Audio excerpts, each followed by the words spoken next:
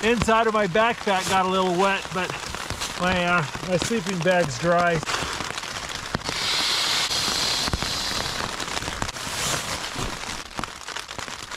Yeah, one of the first things I gotta do is dry my gun. Don't want it rusting. It's right around freezing. I think we've got about a 50-50 chance of waking up to snow. Cold rain like this is the worst. I'd rather be in -20 than cold rain.